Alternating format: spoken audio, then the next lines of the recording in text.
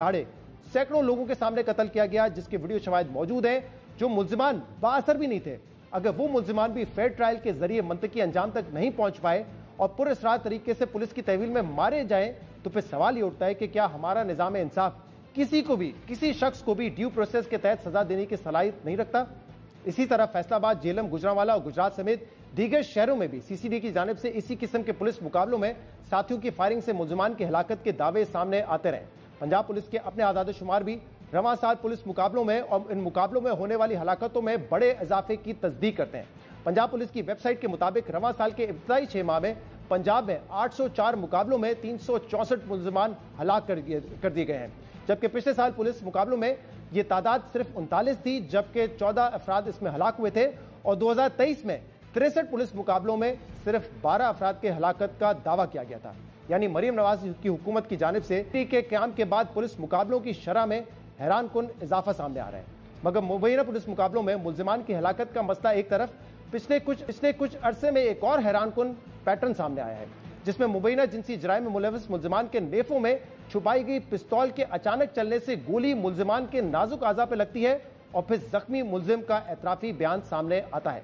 पिछले 2 माह के दौरान सोशल मीडिया पर कम अज कम 10 ऐसे वाकयात सामने आ चुके हैं, जिनमें मुल्तान, कसूर समेत पंजाब के मुख्तलिफ अजला में पहले किसी शख्स की बच्चों या खवातीन के साथ नाजेबा हरकत की सीसीटीवी फुटेज सामने आती है और फिर कुछ ही दिन बाद उस मुल्जिम की गिरफ्तारी की खबर सामने आने के साथ ही बाज मौकों पर मुल्जिम का अपना एतराफी बयान सामने आता है, जिसमें मुल्जिम एतराफ करता है कि उसने किसी बच्चे या किसी खातून के साथ नाजेबा हरकत की थी, जिसके बाद सीसीडी एहलकार उसे गिरफ्तार करने के लिए पहुंचे, लेकिन उसके भागने या मुकाबला करने की कोशिश में उसका अपना पिस्तौल उसके नेफे में चल गया, जिससे उसके जिस्म का नाजुक आज़ा जख्मी हो गया।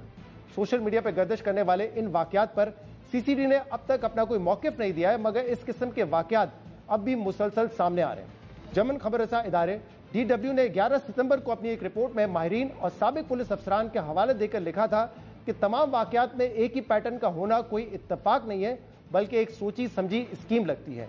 रिपोर्ट में अवामी रद्द-ए-अमल के हवाले से यह भी लिखा गया है कि कुछ लोग बच्चों के साथ नाजेबा हरकत के मुल्जिमान के साथ ऐसे सलूक को जायज करार दे रहे हैं, तो कुछ लोग इसे मावराए अदालत सजा और गैर इंसानी अमल करार दे रहे हैं। और ताजुब की बात यह है कि पंजाब में मावराए अदालत कत्ल के इन वाकयात में तशवीशनाक इजाफे के बावजूद पंजाब हुकूमत मुसलसल इस मामले को नजरअंदाज कर रही है, बल्कि वजीर आला मरीम नवाज मुतअद्दिद जलसों और तकरीरों में सीसीडी की तारीफ करते हुए यह दावा करती रही है कि सीसीडी की वजह से पंजाब जीरो क्राइम रेट वाला सूबा बन चुका है।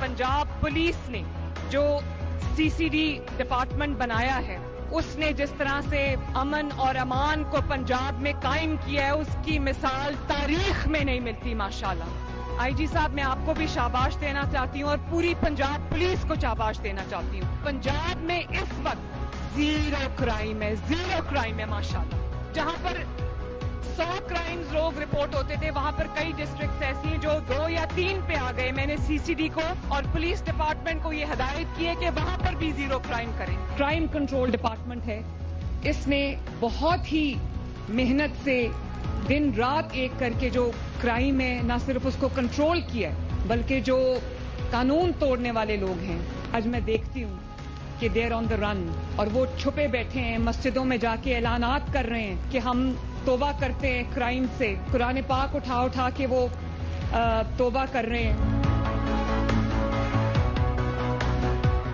वजीर आला पंजाब मरीम नवाज दावा करती हैं कि सीसीडी की वजह से पंजाब में जराइम की शरह सिफर हो गई है, मुजरिम अब मस्जिदों में बैठकर माफिया मांग रहे हैं। मगर मरीम नवाज मुबैना पुलिस मुकाबलों के मामले पर मुकम्मल खामोश हैं, जबकि जराइम की शरह में कमी के मरीम नवाज के दावे हकीकत के बरक्स नजर आते हैं। अगस्त में जियो फैक्ट चेक की जानिब से इन दावों पर तहकीक में यह बात सामने आई है कि रवां साल सूबे में जराइम की शरह में कमी के बजाय मजीद इजाफा हो गया है।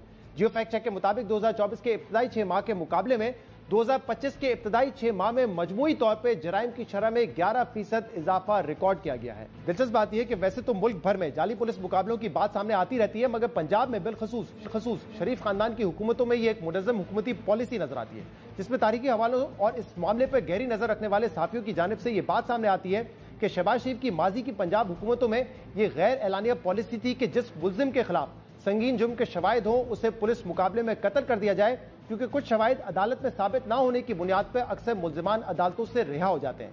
इसलिए माजी में मुबैना पुलिस मुकाबलों से मुतालिक कभी ऑर्गेनाइज क्राइम यूनिट का नाम मिलता है, कभी CIA तो कभी CCD और अब क्राइम कंट्रोल डिपार्टमेंट, मगर इन तमाम इदारों की कार्रवाइयां एक जैसी नजर आती हैं।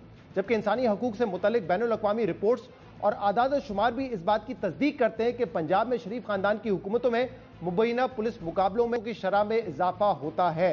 1997 से 1999 तक पंजाब में शहबाज शरीफ की हुकूमत थी, जिसके दौरान मुबैना पुलिस मुकाबलों में 850 मुल्जिमान हलाक हुए और फिर शहबाज शरीफ की हुकूमत खत्म होते ही 2000 में मुबैना पुलिस मुकाबलों में 94 अफराद की हलाकत का दावा सामने आया। इसी तरह 2002 से 2011 तक हर साल यह नंबर 150 के करीब रहा, मगर फिर 2012 में मुबैना पुलिस मुकाबलों में 360 अफराद की हलाकत के बाद एक बार फिर इसकी शरह में इजाफा होने लगा। शहबाज शरीफ के तीसरे दौर यानी कि 2014 में 259, 2015 में 450, 2016 में 340 और 2017 में 269 हलाकतों के साथ इस पूरे अरसे में कम से कम 1318 अफराद मुबैना पुलिस मुकाबलों में हलाक हुए।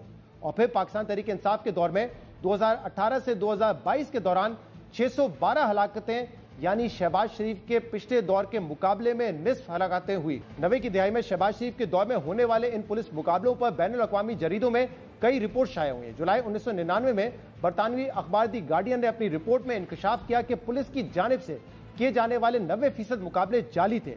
इसी रिपोर्ट में एक सीनियर पुलिस अफसर ने खुद एतराफ किया कि पंजाब पुलिस के कम से कम 50% मुकाबले जाली होते हैं। इसी रिपोर्ट में यह दावा भी किया गया है कि जाली पुलिस मुकाबले पुलिस के लिए पैसे कमाने का जरिया बन चुके हैं। इसी तरह मुबैना पुलिस मुकाबलों पर ह्यूमन राइट्स वॉच की जानिब से 2016 में दिस करप्ट सिस्टम के नाम से एक जामे रिपोर्ट जारी की गई थी, जिसमें कहा गया था कि 2015 में पूरे मुल्क में बशमूल पंजाब में होने वाले पुलिस मुकाबलों में से अक्सर मुकाबले जाली थे। इसी रिपोर्ट में पंजाब पुलिस के सीनियर अफसरान के बयानात का हवाला भी दिया गया है, जिसमें उन्होंने जाली पुलिस मुकाबले का एतराफ करते हुए कहा है कि वो अपने मातहत अफसरान को इन मुकाबलों से मना करते हैं, मगर वो इनकी बात नहीं सुनते और कहते हैं कि संगीन मुजरिमों से जान छुड़ाने का यही एक तरीका है। यानी पंजाब में पिछले कई सालों से मुबैना पुलिस मुकाबले सूबाई हुकूमत की एक अनडिक्लेयर्ड पॉलिसी बन गए और अब मरियम नवाज की हुकूमत भी बज़ाहिर इसी पॉलिसी पर अमल कर रही है। मगर सवाल यह है कि क्या मावराए अदालत कत्ल ही लोगों को इंसाफ दिलाने का वाहिद तरीका है? और अगर यही एक वाहिद तरीका है तो फिर मुल्क में जजों, वकीलों, गवाहों और पूरे अदालती निज़ाम की जरूरत ही क्या है? ये बात दुरुस्त है कि पंजाब समेत पूरे मुल्क में जराइम का खात्मा होना चाहिए, मगर क्या ये कोशिश मावराए अदालत कत्ल को जवाब देती है? कहा जाता है कि अगर संगीन जराइम में मुलविस मुल्जिमान को फौरी ठिकाने ना लगाया गया तो ये मुल्जिमान नाकाफी शवाहिद की वजह से अदालतों से बरी हो जाएंगे। ये बात दुरुस्त हो सकती है, मगर इसका हल ये नहीं है कि 20 सड़क मावराए अदालत कत्ल किए जाए, बल्कि जरूरत इस बात की है कि प्रोसिक्यूशन, पुलिस और अदालती निजाम को मजबूत किया जाए, क्योंकि हमारे माशरे में किसी भी जुर्म पर मार दो, लटका दो जैसे जज्बाती बातें तो फौरी सुनने को मिलती हैं, लेकिन क्या एक मुहज़्ज़ब रियासत में मुल्जिमान को फेयर ट्रायल का हक दिए बगैर जज्बाती इकदाम से सड़कों पर ठिकाने लगाना और फिर यह कहना कि इंसाफ हो गया, क्या यह जायज़ है? अगर ऐसा ही है तो फिर मुहज़्ज़ब इंसानी माशरों के कानून और जंगल के कानून में क्या फ़र्क रहेगा? हमने इस पूरी सूरत हाल पर बात करने के लिए IG पंजाब उस्मान अनवर को प्रोग्राम में आने की दावत दी। तर्जुमान पंजाब हुकूमत उस्मा बुखारी से भी रब्ता किया, मगर उनकी तरफ से कोई जवाब नहीं आया। जबकि CCD के सबरा DIG सोहेल जफर छट्टा ने कहा कि वो सरकारी मुलाजिम है, महकमे से इजाज़त लेकर ही प्रोग्राम में शरीक हो सकते हैं। आज के प्रोग्राम में इतना ही। शो से इजाज़त दीजिए। अल्लाह हाफिज़।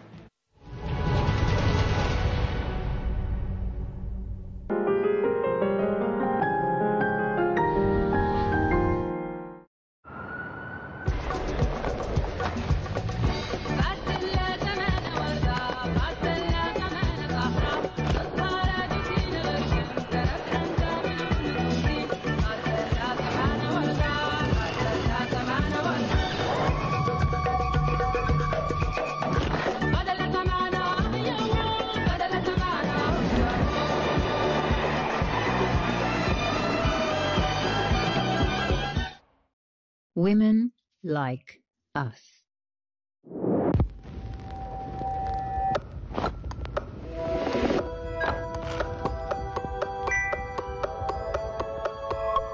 We're just getting started.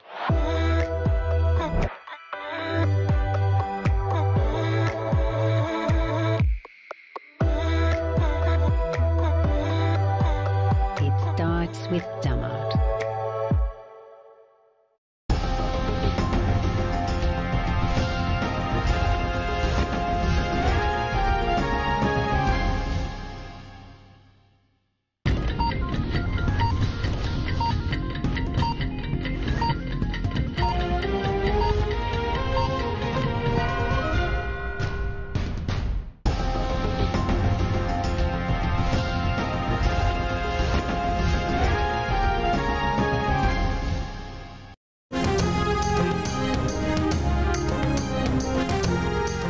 Hamas और इसराइल में कैदियों का तबादला। हमास ने 7 इसराइली यरगमाली रिहा कर दिए।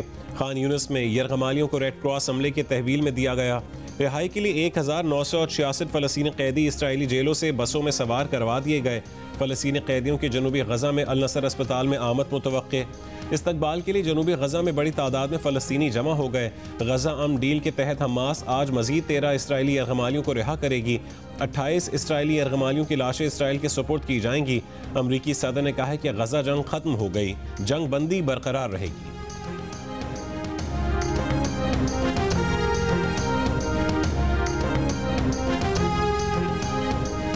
वज़ीर आज़म शहबाज शरीफ वफ़द के हमरा मिस्र रवाना। शर्म शेख में अमन सरबर अजलास में शिरकत करेंगे।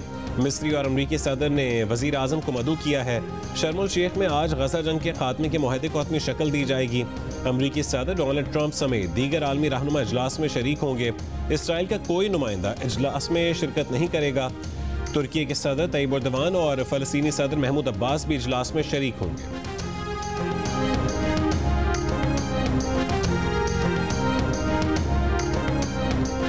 खैबर पख्तूनख्वा के नए वज़ीर आला का इंतखाब आज होगा या नहीं। गवर्नर की जानिब से वज़ीर आला का इस्तीफ़ा एतराज़ लगाकर वापस करने से सूरत हाल गैर वाज़े। PTI अरकान पेशावर हाई कोर्ट पहुँच गए। बैरिस्टर अली ज़फ़र ने कहा है कि वज़ीर आला का इलेक्शन आज होगा। 1 आधे घंटे में वज़ीर आला का इंतखाब हो जाएगा। अपोजिशन अगर इलेक्शन रोकना चाहती है तो हम उसे ऐसा नहीं होने देंगे। जुनैद अकबर कहते हैं कि गवर्नर खैबर पख्तूनख्वा के इस्तीफ़ा वापस भेजने की कानूनी हैसियत नहीं है। हम आईनी रास्ता इख्तियार कर रहे हैं। आज वोटिंग होगी। वज़ारत आला के लिए PTI के सुहेल आफरीदी समेत 4 उम्मीदवार सामने आए।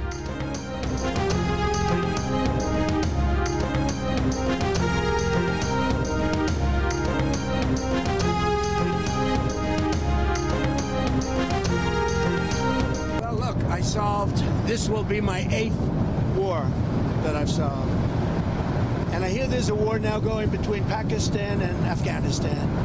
I said I'll have to wait till I get back. I'm doing another one because I'm good at solving wars. I'm good at making peace, and the tariffs have given us diplomatic strength. They've given us negotiating strength. I settled a few of the wars just based on tariffs. I said, as an example, with India and with Pakistan, I said, if you guys want to fight a war and you have nuclear weapons, I'm going to put big tariffs on you both, like 100%, 150, and 200%. No, don't do that. I said, I'm putting tariffs. I had that thing settled in 24 hours. If I didn't have tariffs, you could have never settled that war. अमरीकी सदर Donald Trump की पाकिस्तान और अफगानिस्तान तनाज़ा हल करवाने में दिलचस्पी। Israel जाते हुए तैयारे में सहाफ़ियों से गुफ्तगू में कहा है कि पाकिस्तान और अफगानिस्तान के दरमियान जंग से मुतालिक सुना है, उसे वापस आकर देखेंगे, फिर एक और कोशिश करेंगे क्योंकि वो जंग हल करवाने में माहिर हैं। एक बार फिर तिजारती टैरिफ का दिफा करते हुए कहा है कि पाकिस्तान और भारत की जंग टैरिफ की मदद से रोकी थी।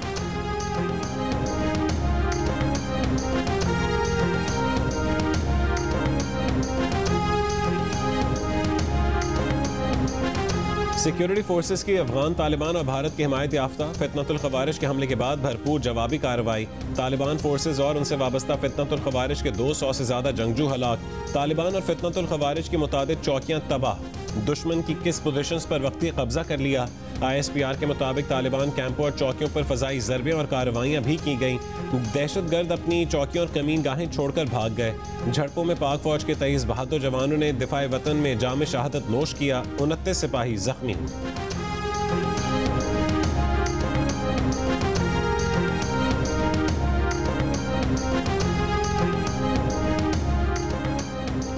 वज़ीर दिफा ख्वाजा आसिफ का कहना है कि पाकिस्तान अपनी सरहद को ऐसा ही ट्रीट करेगा जैसे दुनिया के खुद मुख्तार मुल्क करते हैं। 2-3 रोज से जो वाक़यात हो रहे थे ये उसका फितरी रद्द अमल है। जिस तरह 2 हमसाया रियासतें जिंदा रहती हैं उसी तरह हमें रहना चाहिए। वो हमारी सरहद का एहतराम करें, हम उनकी सरहद का एहतराम करेंगे। जियो न्यूज़ के प्रोग्राम नया पाकिस्तान में गुफ्तगू में कहा है कि एक सूबे की हुकूमत को अपनी पॉलिसी को कौमी पॉलिसी के साथ जम करना पड़ेगा। ये मुल्क इस तरह नहीं चलेगा कि एक सूबे में सरहद की कोई अहमियत नहीं।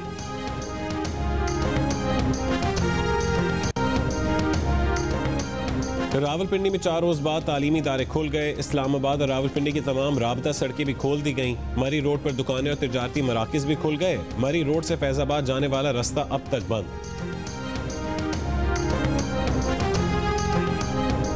बानी पीटीआर बुशरा बीबी के खिलाफ तोशाखाना 2 केस की आज अडयाला जेल में होने वाली समाअत मंसूख कर दी गई। केस आज हतमी दलाइल के लिए मुकर्रर था। तोशाखाना 2 केस में शहादतें मुकम्मल हो चुकी हैं।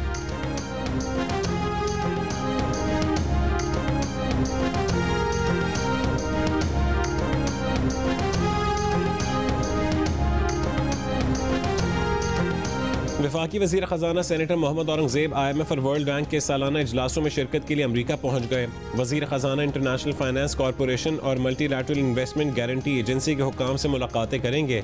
6 दिन के दौरे में 65 से ज़ायद इवेंट्स, फोरम्स, तकरीबात और नशस्तों में शरीक होंगे।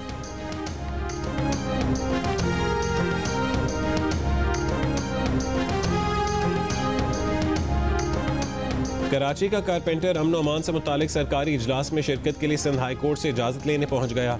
अदालत ने पूछा, आप क्या काम करते हैं? दरख्वास्त गुजार बोला, मैं कारपेंटर हूं। कायम मकाम चीफ जस्टिस ने कहा कि पढ़ें आपकी दरख्वास्त में क्या लिखा है, किसके मफाद को पूरा करने के लिए अदालत आए हैं। दरख्वास्त गुजार की रेंजर्स को मुकदमे के इंदराज का इख्तियार देने से मुतालिक दरख्वास्त 25,000 रुपये जुर्माने के साथ खारिज।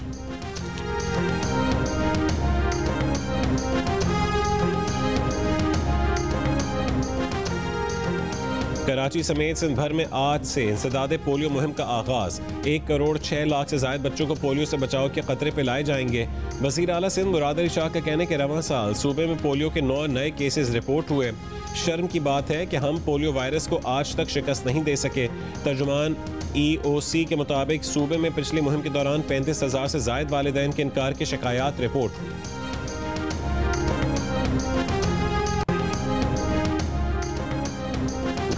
जनूबी अफ्रीका के खिलाफ पहले टेस्ट के दूसरे दिन 369 रन पर पाकिस्तान की 8 विकेटें गिर गईं। मोहम्मद रिजवान 75 रन बनाकर आउट हुए।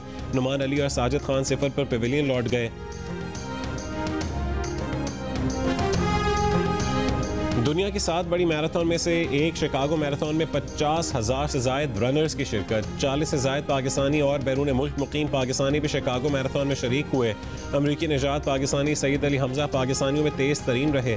पाकिस्तान से अमरीका जाने वाले रनर्स में कराची के फैसल शफी सबसे आगे रहे। शिकागो मैराथन में इस्माइली कम्युनिटी के पेशवा प्रिंस रहीम आगा खान ने भी शिरकत की। युगांडा के जेकब के प्लीमो ने शिकागो मैराथन जीती। खवातीन की दौड़ इथियोपिया की हावी फैसा के नाम रही।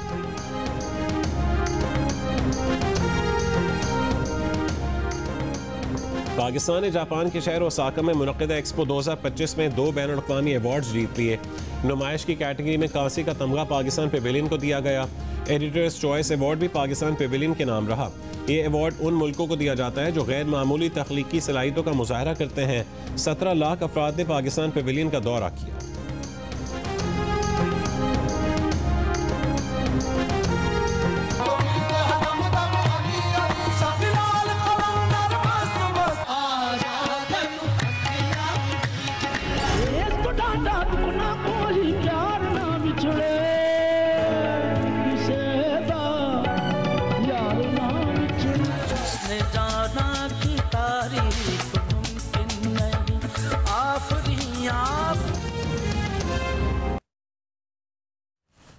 अली अमीन गंडापुर इस वक्त खिताब कर रहे हैं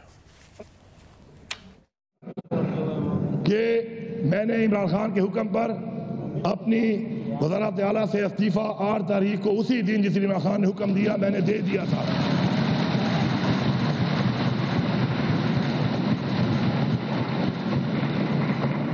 मैं इसकी तस्दीक करने के साथ साथ ये भी कहता हूँ कि एक जमहूरी अमल के अंदर मेहरबानी करके जिस तरीके से जमहूरियत इस मुल्क में पहले बार बार उसके साथ एक मजाक हो रहा है, तो इस अमल को मजाक ना बनाया जाए, इसमें ताखीरी हरबे इस्तेमाल ना किए जाएं और हमारी पार्टी, हमारी मर्जी, हमारा फैसला, हमारी मर्जी, हमारी अक्सरियत, हमारी मर्जी और सबसे बढ़कर हमारा लीडर और उसकी मर्जी। तो उसमें मेरी ये गुजारिश है कि अब तक जो हो रहा है और जो बातें हो रही हैं और जिस तरीके से जो मामलात हो रहे हैं, इसके अंदर मजीद ऐसी कोई चीज़ बर्दाश्त नहीं की जाएगी। मैं चूँकि आप सब लोगों का ज़्यादा वक्त ज़ाया नहीं करना चाहता और न ही अपना वक्त ज़ाया करना चाहता हूँ उन बातों पर कि जो रिकॉर्ड का हिस्सा है, क्योंकि जो भी इस 18-19 महीने में बहैसियत वज़ीर आला मैंने किया, वो हर चीज़ डॉक्यूमेंटेड है, तारीख के साथ है, रिकॉर्ड पे है, अच्छी है, बुरी है, बेहतर है, तो वो हर कोई देख सकता है और उसका मुआवजा कर सकता है। लेकिन मैं एक दो बातें आपकी इजाज़त से करना चाहूँगा। पहली बात ये कि हमेशा कोई भी हुकूमत तब कामयाब होती है, कोई भी सूबा तब कामयाब होता है जब वो सेल्फ सस्टेनेबल हो। अफसोस की बात यह है कि जब हमारी हुकूमत आई तो हमारे पास सिर्फ 18 दिन की तनख्वाह थी खजाने के अंदर, लेकिन अल्हम्दुलिल्लाह मैं फख्र से ये कह रहा हूँ, रिकॉर्ड पे कह रहा हूँ कि इस महीने की तनख्वाह देने के बाद 280 अरब रुपया इस वक्त खजाने के अंदर पड़ा हुआ है आज की तारीख में।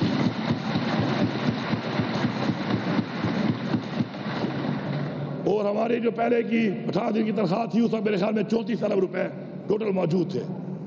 इसके साथ साथ हमने कोई ये नहीं कि पैसा लगाया नहीं है या पैसा खर्च नहीं किया आवाम पे। रिकॉर्ड के मुताबिक एडीपी के जो एलोकेटेड पैसा था उस पैसे के अंदर जो हमने देने थे उससे ज्यादा एडीपी प्लस करके हमने पहली दफा तारीख में 35 अरब रुपया तरक्याती स्कीमों को ज्यादा दिया। और 2013-14 से और उससे पुरानी स्कीमें और उसके बाद की 540 स्कीमें एक साल में मुकम्मल की। और इस साल जो पैसा रखा गया है इंशाअल्लाह 1000 स्कीमें मुकम्मल होंगी। लेकिन मेरी आप सबसे गुजारिश है, ईवान में बैठे सब लोगों से, आपका गिला मुझसे जरूर होगा अपोजिशन का कि मैंने आपको फंड नहीं दिया। मैंने आपको फंड नहीं दिया, लेकिन मैंने आपके हल्के की आवाम को फंड दिया है, मैंने आपके हल्कों में पैसा दिया है। इमरान खान के विजन के मुताबिक मैंने हर हल्के की वो स्कीम जो जारी थी उसको फंड दिया है। और इंशाअल्लाह मैं ये उम्मीद रखता हूँ और मुझे यकीन है कि इसी पॉलिसी के तहत हल्कों की जो आवाम है वो हुकूमत बनने के बाद चाहे जिसको उसने वोट दिया, जो भी उनका नुमाइंदा है, लेकिन आवाम जिम्मेदारी होती है हुकूमत की, तो हल्कों के अंदर उस आवाम की जितने भी उनके पर वसाइल उनके लिए खर्च होने चाहिए उन पे इंशाल्लाह होंगे। मैं आखिर में सिर्फ इतना कहूँगा कि इंशाअल्लाह हमारी एक तहरीक है, जद्दोजहद है, और वो जद्दोजहद इमरान खान की ज़ात की नहीं है। वो आज जो कुर्बानी दे रहा है वो कुर्बानी वो हमारी इस कौम के लिए दे रहा है, हमारे बच्चों के लिए दे रहा है, हमारी नस्लों के लिए दे रहा है। और हम डट के खड़े हैं उसके साथ और डट के इंशाल्लाह खड़े रहेंगे। और वजह सिर्फ एक कि वो हमारी जंग, हमारे बच्चों की, हमारी कौम की, हमारी मुस्तकबिल की जंग लड़ रहा है। मैं यहाँ पे वादे करता हूँ तमाम इदारों को, वफाकी हुकूमत को, कि बहुत हो चुका है। इस मुल्क पे जो चैलेंजेस हैं, जो हालात हैं, जो इस सूबे के हालात हैं, जो लॉ एंड ऑर्डर के हालात हैं, जो दहशतगर्दी है, हमारे वो चैलेंजेस ज्यादा जरूरी हैं इससे कि हम एक दूसरे पे विक्टिमाइजेशन करें। हमें आगे बढ़ना होगा और आगे बढ़ के हमें इन चैलेंजेस का जो हमारे सूबे को हैं या हमारे मुल्क के हैं, चाहे वो दहशतगर्दी के हैं, चाहे वो माशी तौर पे हैं, उनके ऊपर फोकस करना होगा। तो उसके लिए आगे बढ़े। आगे बढ़कर आपके पास एक ही हल है कि जेल में बैठा हुआ वो कैदी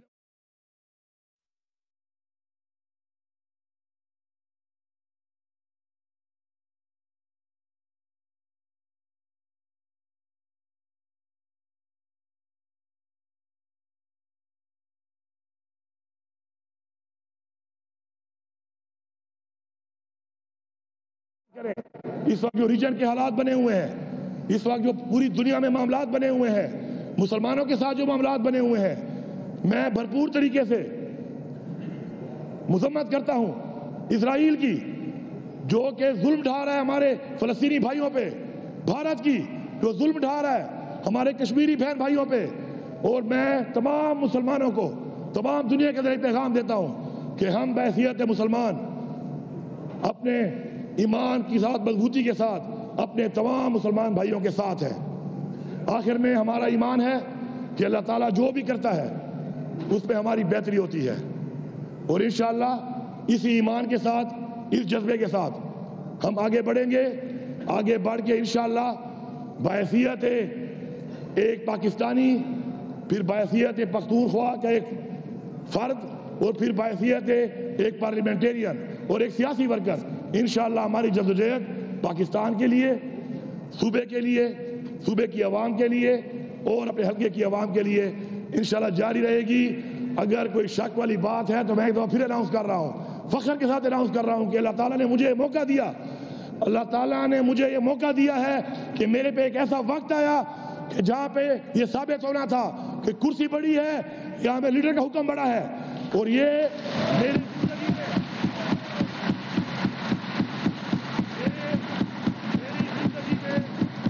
अल्लाह ताला ने मुझे सुरखरू करने के लिए शायद इस जगह पे खड़ा किया हो, और उस खड़े होने पर मैं अल्लाह का शुक्रगुजार हूं कि उसने मुझे कामयाब किया। इसमें उसने मुझे एक सेकंड के लिए भी सोचने का मौका नहीं दिया कि मेरे पास कोई और ऑप्शन भी है, क्योंकि वफादारी और इज्जत ये दो चीजें हैं जो हमें इस्लाम कहता है और हमें अपने वफादार ने बताई है।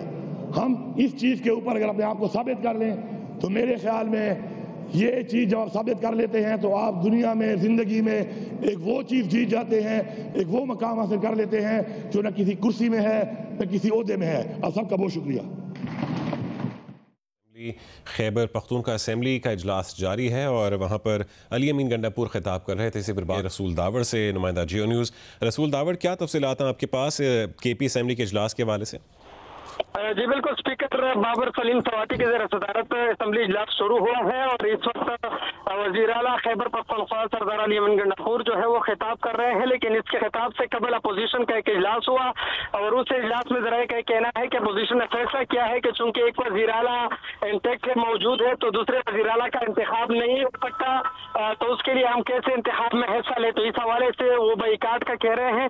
लेकिन इस वक्त चूंकि असेंबली कचाकच भरी हुई है, कारकुनान भी काफी तादाद में आए हुए हैं, दक्कम पेल भी है, इंतहाई रश है और बदनज़मी है, लेकिन साथ साथ यहाँ पे जो वज़ीर आला खैबर पख्तूनख्वा है वो खिताब कर रहे हैं और अपने खिताब में उनका ये कहना था कि उन्होंने अपोजिशन को फंड्स नहीं दिए और लिहाजा वो भी हमसे नाराज होंगे, लेकिन वो अपनी हुकूमती बता रहे हैं। और साथ साथ यहाँ पे इसके अलावा एमपीएस के अलावा एमएनएस जो है पीटीआई के वो भी यहाँ पे मौजूद है असेंबली के अंदर, और न सिर्फ वो बल्कि लायर्स भी मौजूद है और मुख्तलिफ किस्म के जो इनके अपने एक्सपर्ट है वो भी यहाँ पहुंच चुके हैं। लेकिन दूसरी जानिब अपोजिशन का ये कहना है कि मुमकिन नहीं है कि एक वज़ीर आला मौजूद है और गवर्नर ने इस्तीफे पर दस्तखत नहीं किया है और गवर्नर ने इस्तीफे को वापस किया है, तो कैसे मुमकिन है कि हम दूसरे वज़ीर आला के इंतखाब में हिस्सा ले। जी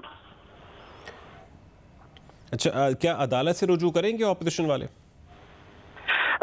चूंकि कल हमने अपोजिशन के जो मौलाना लुत्फुर रहमान है उनसे हमने बात की थी, उनका कहना था कि हम खुद अदालत में नहीं जाएंगे लेकिन कोई भी जा सकता है, अगर कोई भी अदालत गया तो लाजिम बात है कि वो स्टे ऑर्डर दे देगा और ये इंतखाब नहीं हो सकेंगे। तो इस हवाले से हम देख रहे हैं कि अपोजिशन मुतहर्रिक तो है लेकिन खुद आगे नहीं आना चाहते, वो खुद अदालत में नहीं जाना पाते और कह रहे हैं कि कोई भी जाएगा।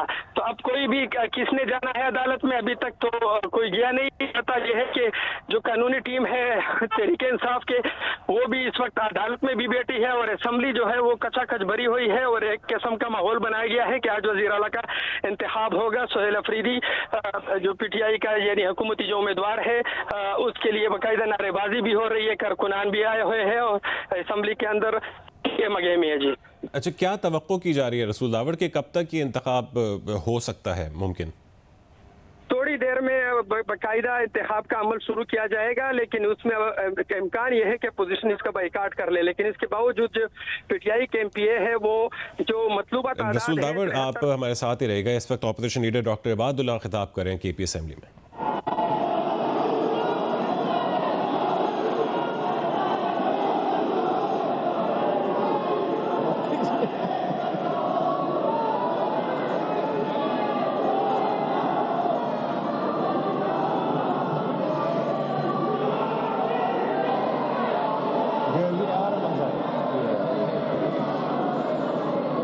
तवज्जो फरमाएं, सुने आप मेरी बात, सुन लो यार। आप तमाम लोग तवज्जो फरमाएं मेरी तरफ, इधर देखें भाई, हेलो इधर देखें, मेरी तरफ देखें। मुझे इस बात पे मजबूर न करें कि मैं इजलास रोकूं और आप सबको बाहर निकाल दूं। क्या यार, आपको मैं कह रहा हूं कि जब टाइम आएगा मैं आपको कहूंगा अब आप नारे लगाएं। इस असम्बली की कार्रवाई वज़ीर आला इस वक्त आपके नारों से तब्दील नहीं होगा। इस असम्बली की कार्रवाई से आइन और कानून के तहत वो तब्दील होगा। आप खामोशी इख्तियार करेंगे तो हम अपना काम करेंगे। जी अपोजिशन लीडर साहब, शुक्रिया। उनका पूरा के आपने डिस्टर्बेंस नहीं करनी। वो क्या बोलते हैं ये उनका पूरा राइट है, आप उनको मना करने वाले कोई नहीं है इस वक्त। ये आप ही हैं जो ये असम्बलियाँ कायम की, उन राइट दिया कि वो बोले। आप मेहरबानी करके इसमें दोबारा इंटरप्शन ना करें जनाब। शुक्रिया जनाब स्पीकर। ये मुझे वही वक्त याद आ गया जब इलेक्शन हुआ आपका और मैं तकरीर के लिए उठ गया। इससे वर्कर है, मैं वर्कर की रिस्पेक्ट करता हूँ, सियासी वर्कर होते हैं और इनके लिए टाइम होता है जज्बात का, खुशी मनाने का। तो सब उसी टाइम में ये बोलने लगे और आपके अल्फाज भी एग्जैक्ट मुझे याद है। आपने ये अल्फाज यूज़ किए थे कि अगर आप खामोशी से नहीं बैठेंगे तो मैं मजबूर हो जाऊंगा, आपको बाहर निकालूंगा। तो बाहर ना निकाले, वर्कर है ये, हम सब के लिए अजीज़ है। लेकिन उस वक्त ये गंडापुर साहब के लिए आवाज़ें लगा रहे थे, आज मेरे दूसरे भाई के लिए आवाज़ लगा रहे हैं, ये इनका राइट है।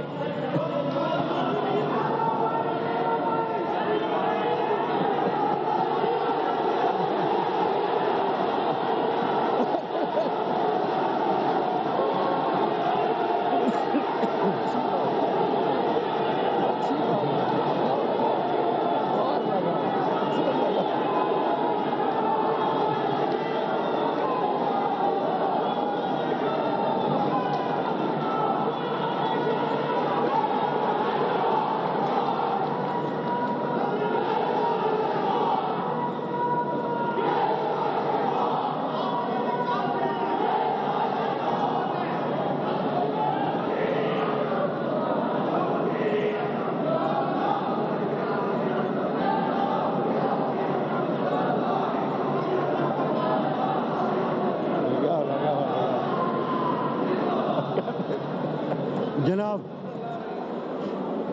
आप डॉक्टर साहब छेड़ देते हैं बच्चों को। स्पीकर साहब मैं वैसे मैं फिर खुश हुआ, इनको मैंने मौका दिया आवाज़ लगाने के लिए। ये वर्कर है, मैं रिस्पेक्ट करता हूँ, फिर भी मैं कहता हूँ ये जनाब स्पीकर जिस तरह मैंने बात की अकॉर्डिंग टू कॉन्स्टिट्यूशन, तो उसमें 15 डेट है आई थिंक कि गवर्नर ने जो बुलाया है सीएम साहब को कि उसमें कुछ इबाम है क्लियर करके। तो मेरे ख्याल में कोई जल्दी भी नहीं होनी चाहिए। क्यों आप लोग खुद इसको डिस्प्यूट बना रहे हो? इतना नंबर है आपके पास, तो आज नहीं 4 दिन बाद ये सीएम इलेक्ट हो और आईनी तौर होगा। तो मेरा ये ख्याल है ये गैर आईनी इक़दाम है, तो हम वॉकआउट करते, इसका हिस्सा नहीं बनना चाहते।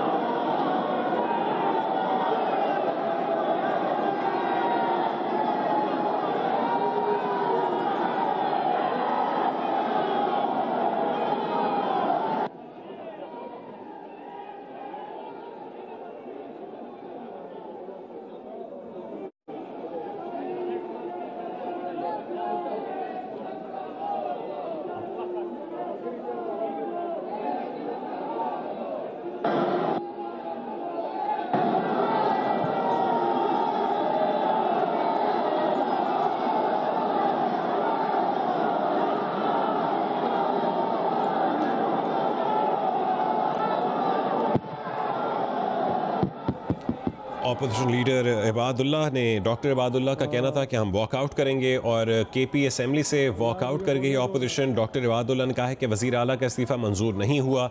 एक वज़ीर आला के होते हुए दूसरे का इंतखाब नहीं हो सकता, ये अमल गैर कानूनी है, हम इसका हिस्सा नहीं बनना चाहते। अली-अमीन गंडापुर ने 2 दफ़ा इस्तीफ़ा दिया है। आइन के मुताबिक जब आप इस्तीफ़े दें तो मंजूर होने के बाद काबीना से डी नोटिफाई होगा। डॉक्टर इबादुल्ला ने मजीद कहा है कि नए वज़ीर आला KP का इंतखाब गैर आइनी है। हम इस गैर आइनी अमल का हिस्सा नहीं बनेंगे, हम वॉकआउट करेंगे, जिसके बाद अपोजिशन KP असेंबली से बाहर चली गई।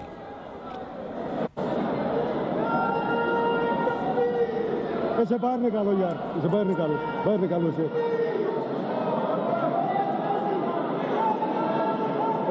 निकालो।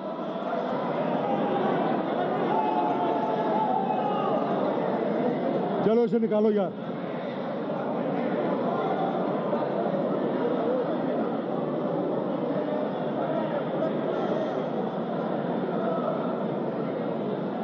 भाई अब खामोशी इख्तियार करें ताकि मैं कार्रवाई को आगे बढ़ाऊं।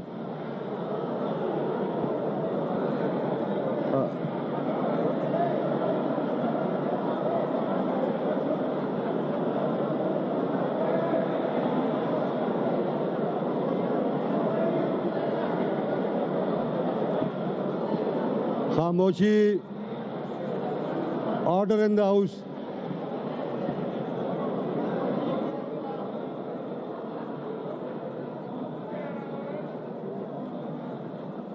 भाईजान खामोशी इख्तियार करें सारे। मुअज़्ज़ज़ अरकान असेंबली,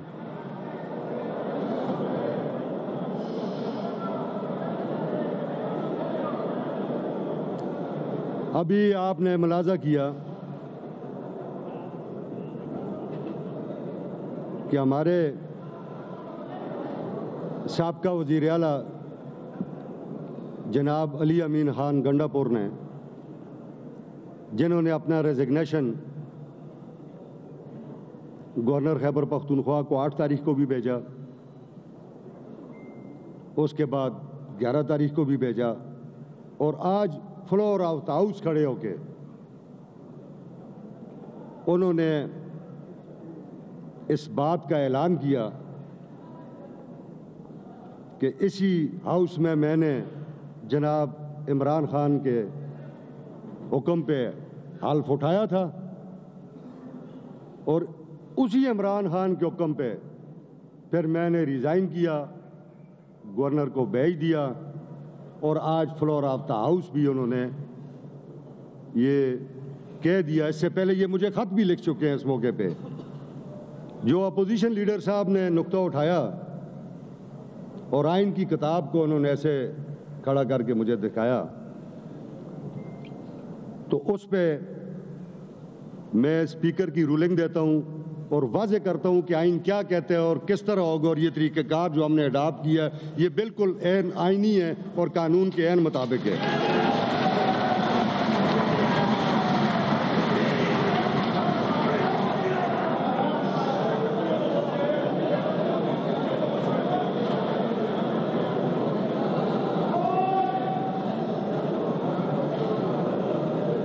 अपोजिशन लीडर साहब बड़े वज़ेदार इंसान हैं। ये ज़रूर इस मुल्क में चंद लोगों की ख्वाहिश है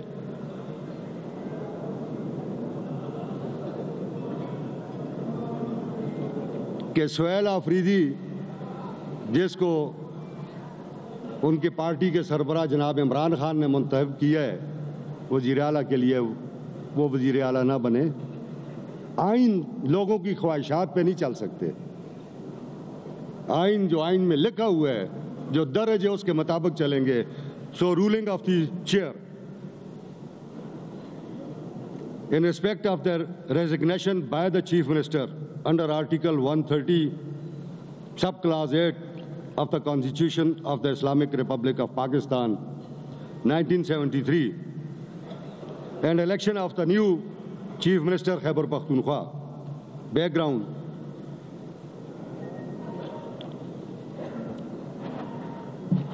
This ruling shall dispose of a question raised regarding resignation by the Chief Minister Khyber Pakhtunkhwa and the election of the new Chief Minister to fill the vacancy. The question to be answered is as follows. Does Article 130, Clause 8, Subclause 8 of the Constitution of Islamic Republic of Pakistan bracket, here and after the Constitution, bracket close, require acceptance by the Governor of the resignation tendered by the Chief Minister for the said resignation to become effective. Background of this ruling is that Mr. Ali Amin Khan Gandapur, the then Chief Minister, tenders his resignation on 8th October 2025, duly addressed to the Governor of Khyber Pakhtunkhwa in terms of Article 130, Subclause 8 of the Constitution of Islamic Republic of Pakistan. This resignation was followed by a further handwritten resignation letter dated 11 October 2025, addressed to the Governor Khyber Pakhtunkhwa, duly received by the Office of Governor Khyber Pakhtunkhwa on the same day. The resignation letter of 11 October 2025 declares that Mr. Ali Amin Khan Gandapur has resigned from the office of Chief Minister of Khyber Pakhtunkhwa. It also reiterates and confirms the resignation by Mr. Ali Amin Khan Gandapur made out of deep conviction and loyalty. The letters of 8 and 11 October, duly signed by Mr. Ali Amin Khan Gandapur, a further letter dated 11 October was also addressed to by Mr. Ali Amin Khan Gandapur to the Speaker, Provincial Assembly of Khyber Pakhtunkhwa. This letter duly informed the Speaker of the Khyber Pakhtunkhwa of the resignation from the post of Chief Minister of Khyber Pakhtunkhwa tendered by Mr. Ali Amin Khan Gandapur. A copy of resignation letter of 11 October 2025 was enclosed. Third, later in the day, on 11 October 2025, the Governor of Khyber Pakhtunkhwa publicly acknowledged receiving the resignation letter dated 11 October 2025 through a post on the handle of the Governor Khyber Pakhtunkhwa on the social media platform X. The said post also reproduced an exact image of the handwritten resignation letter dated 11 October 2025 tendered by Mr. Ali Amin Khan Gandapur along with the official receipt issued by the office of the Governor Khyber Pakhtunkhwa. The Governor Khyber Pakhtunkhwa also confirmed receipt of resignation by Mr. Ali Amin Khan Gandapur in a widely reported statement made before the electronic and print media.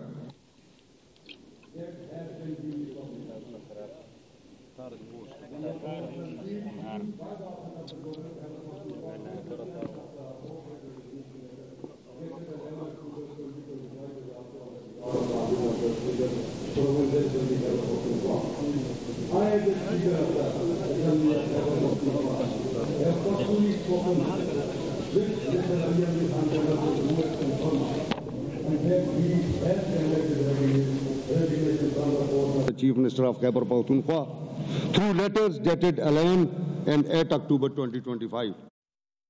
Copies of resignation letters of 8 and 11 October 2025 has also been provided to me and are a part of the record of the office of the Speaker of the Assembly of Khyber Pakhtunkhwa.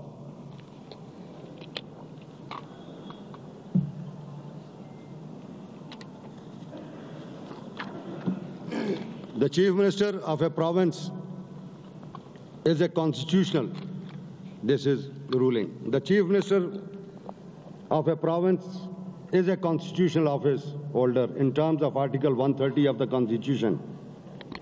Article 130, Clause 8 of the Constitution provides for tendering of resignation by the Chief Minister under his hand, bracket, under his signature, bracket close, Governor of the province. For ready reference, Article 130, Subclause 8 is reproduced here under the Clause 8, Subclause 8. The Chief Minister may, by writing under his hand addressed to the Governor, resign his office. This is very clear. It is clear from a reading of Article 138 that no approval or acceptance by the Governor of the resignation tendered by the Chief Minister is required. The Governor is only the addressee of the resignation made by the Chief Minister. The Governor is not the appointing authority of the Chief Minister. The Governor has no authority to force an unwilling Chief Minister to remain in his office. It is clear,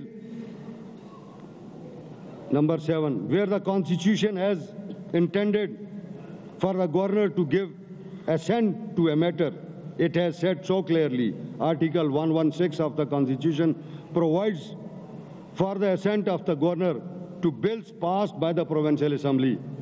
The Governor may ask for a bill to be reconsidered. No such power has been vested in Governor with respect to a resignation tendered by the Chief Minister.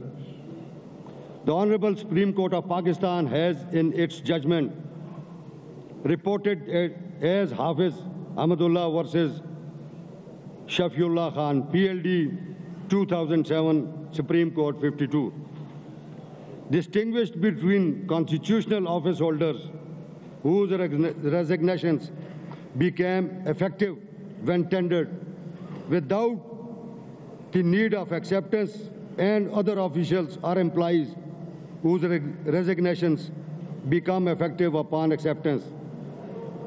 It is clear that the Chief Minister, being a constitutional office holder, the resignation by the Chief Minister becomes effective as soon as it is tendered.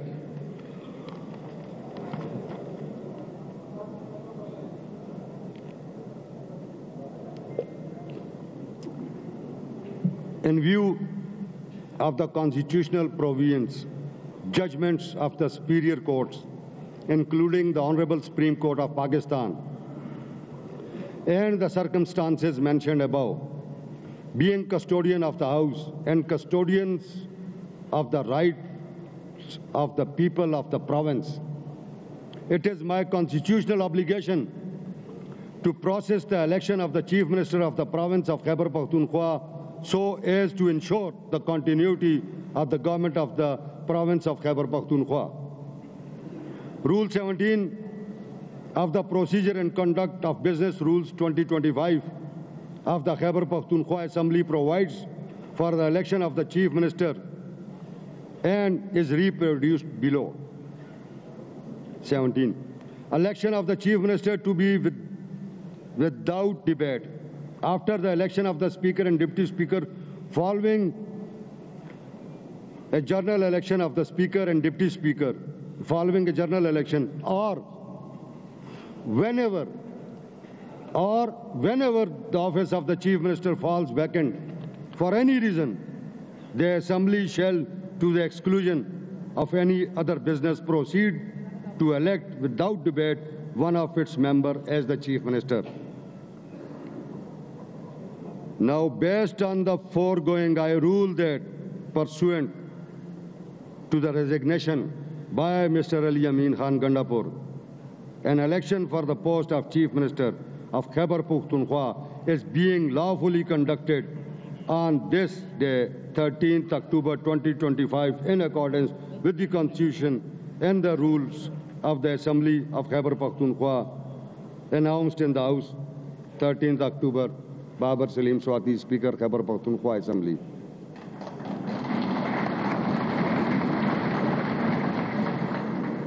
मुअज़्ज़ज़ अरकान assembly, वज़ीर आला का इंतखाब ऐलान करदा तरीक़ेकार के मुताबिक होगा।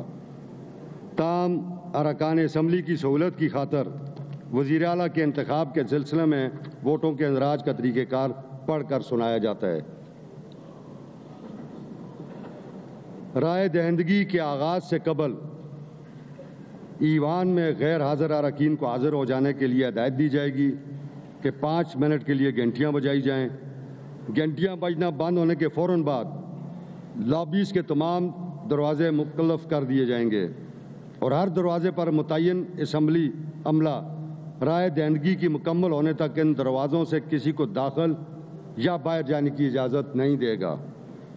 Number 2, फिर कायदा 21 के तहत वज़ीर आला के इंतखाब के सिलसिले में असम्बली के सामने उम्मीदवारों के नाम पढ़कर सुनाए जाएंगे। इन अरकान से जो किसी उम्मीदवार के हक़ में वोट देना चाहते हैं, एक कतार में दरवाजे से गुजर कर जाने के लिए जहां पर शुमार कुनंदगान टेलर्स वोटों के इंदराज के लिए मौजूद होंगे, कहा जाएगा शुमार कुनंदगान के डेस्क पर पहुंचकर हर रुकन अपनी बारी पर अपना अलाट शुदा डिवीजन नंबर पुकारेगा। शुमार कुनंदगान डिवीजन फहरिस्त में उसके नंबर को निशान लगाकर साथ ही रुकन का नाम पुकारेंगे। इस बात को यकीनी बनाने की गर्ज से कि उसके वोट का सही तौर पर दर्ज किया गया है, रुकन अपनी जगह से हरकत नहीं करेगा ता वक्त तक कि उसने शुमार कुनंदा से अपना नाम वाज़े तौर पर ना सुना हो। एक रुकन अपना वोट दर्ज करने के बाद ईवान में वापस नहीं आएगा ता वक्त है कि पैराग्राफ नंबर 3 के तहत दोबारा घंटियां न बजाई जाएं। जब ये मालूम हो जाता है कि जुमला अरकान ने जो वोट देना चाहते थे अपने वोटों का इंदराज किया है, तो राय दहिंदगी मुकम्मल होने का ऐलान किया जाएगा। इस पर सेक्रेटरी असम्बली डिवीजन फहरिस्त इकट्ठी कराएगा, दर्जशुदा चारों उम्मीदवारों की गिनती कराएगा और गिनती का नतीजा पेश किया जाएगा। फिर अरकान को ईवान में वापस लाने के लिए 2 मिनट की घंटियां बजाने की हदायत दी जाएगी। घंटियां बजना बंद हो जाने के बाद राय दहिंदगी के नतीजे का असम्बली के सामने मुंतखब वज़ीर आला का ऐलान किया जाएगा।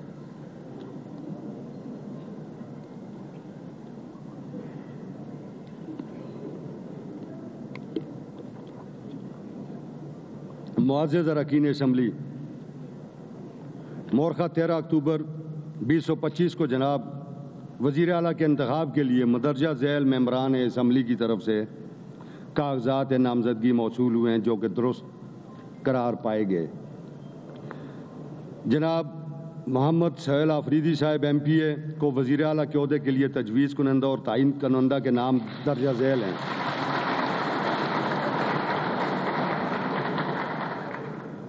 शरीफ साहब ये साथ ये जी अच्छा।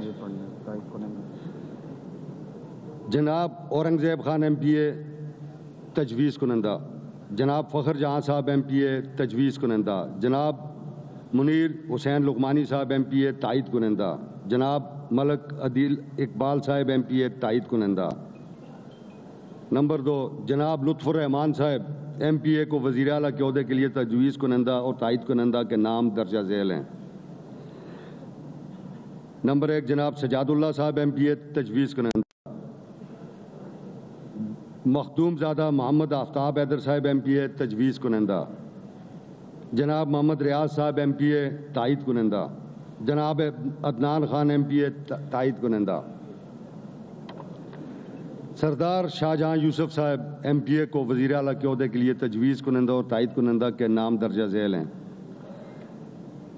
जनाब अबादुल्ला खान MPA तजवीज़ कुनंदा और जनाब ज़ाहिर खान MPA तायीद कुनंदा और जनाब अरबाब ज़र खान MPA को वज़ीर आला के ओहदे के लिए तजवीज़ कुनंदा और तायीद कुनंदा के नाम दर्जा झैल हैं। मोहतरमा महर सुल्तान साहिबा MPA तजवीज़ कुनंदा, मोहतरमा शाजिया तैमाश साहिबा MPA तायीद कुनंदा। लिहाजा आपसे गुजारिश की जाती है कि जो मुअज़्ज़ज़ अरकान असम्बली जनाब मोहम्मद सोहेल आफरीदी साहब MPA उम्मीदवार बराए वज़ीर आला के हक़ में वोट देना चाहते हैं, वो अरकान असम्बली लाबी नंबर 1 में एक कतार बनाकर तशरीफ़ ले जाएं। जो अरकान असम्बली जनाब लुत्फ़ुर रहमान साहब MPA उम्मीदवार बराए वज़ीर आला के हक़ में वोट देना चाहते हैं, वो लाबी नंबर 2 में कतार बनाकर तशरीफ़ ले जाएं। जो अरकान असम्बली सरदार शाहजहां यूसुफ साहब MPA उम्मीदवार बराए वज़ीर आला के हक़ में वोट देना चाहते हैं, वो लाबी नंबर 3 में एक कतार बनाकर तशरीफ़ ले जाएं। और जो वज़ीर आला जो अरकान असम्बली अरबाब ज़र खान साहब उम्मीदवार और MPA बजाय वज़ीर आला के हक़ में वोट देना चाहें, वो लाबी नंबर 4 में एक कतार बनाकर तशरीफ़ ले जाएं।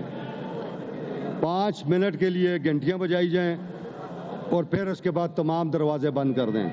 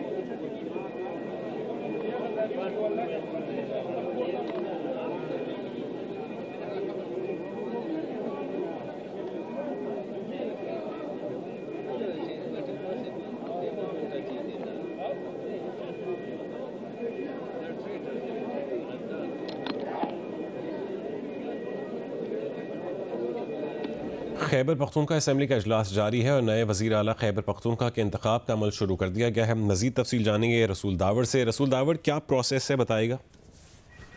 जी बिल्कुल, स्पीकर खैबर पख्तूनख्वा असम्बली बाबर सलीम सवाती ने बाकायदा ऐलान किया और कहा कि जो 3 जो उम्मीदवार है इनमें से लाबिया मुख्तस की गई है। लाबी नंबर 1 में हुकूमती जो अरकान है वो दाखिल हो रहे हैं और वो सोहेल अफरीदी के लिए वोट डालने के लिए जमा हो रहे हैं।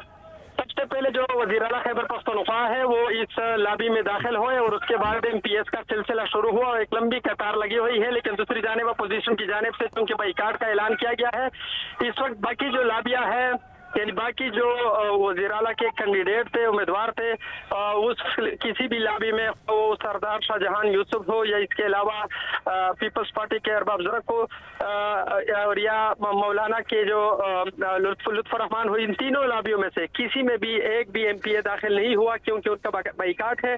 लेकिन सिर्फ खैबर पख्तूनख्वा असम्बली में इस वक्त हुकूमती अरकान असम्बली जो है वो हुकूमती जो नामजद उम्मीदवार है सोहेल अफरीदी, उसको वोट देने के लिए लाबी नंबर 1 में इस वक्त दाखिल हो रहे हैं और असम्बली की घंटियां बज रही है और यह बाकायदा दस्तखत उनसे लिए जा रहे हैं। और जो इलेक्शन का प्रोसेस था, नए वज़ीर आला के इंतखाब का जो अमल था वो इस वक्त शुरू हो चुका है। स्पीकर असम्बली अपने सीट पर बराजमान है और इसके अलावा यहाँ पे बहुत ज्यादा तादाद में कारकुनान आए हुए हैं और असम्बली खचाखच भरी हुई है। इस वक्त हम देख रहे हैं कि कोई भी अपोजिशन का मेंबर जो है इस वक्त असम्बली में मौजूद नहीं है, लेकिन हुकूमती तमाम अरकान इस वक्त असम्बली में मौजूद है। उसकी काउंटिंग की जा रही है, देखा जा रहा है कि कितने मेंबरान इस वक्त असम्बली में मौजूद है और ये कितने सोहेल अफरीदी के हक में है। अब तक हम देख रहे हैं कि लाइनों में खड़े ये MPAs हैं वो बाकायदा दस्तखत करके लाबी नंबर 1 में दाखिल हो रहे हैं और